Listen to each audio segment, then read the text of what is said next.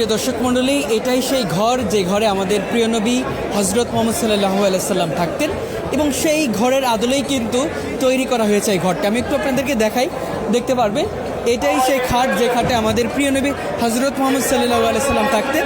তবে এই খাটটি কিন্তু সেটার আদলেই তৈরি করা হয়েছে এবং এটাই মহানবী সাল্লাল্লাহু আলাইহি সাল্লামের ঘর। আমরা যদি একটু দেখানোর চেষ্টা করি, দেখতে পারবেন একেবারে আমরা সেই 1400 বছর পিছনে চলে যেতে হবে।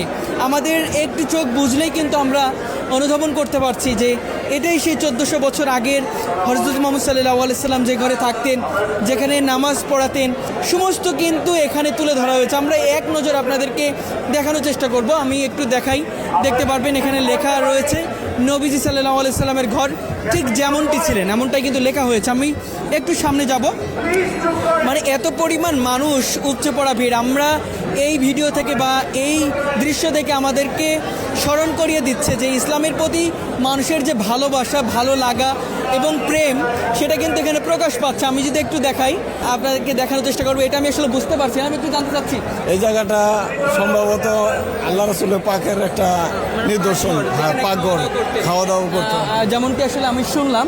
আমি যদি একটু আপনাদের থেকে দেখানোর চেষ্টা করি, একটু ভিতরে যাব, ভিতরে কিন্তু আসলে আমরা একটু দেখানোর চেষ্টা করব। দেখতে পারবেন যে এটাই সেই মসজিদের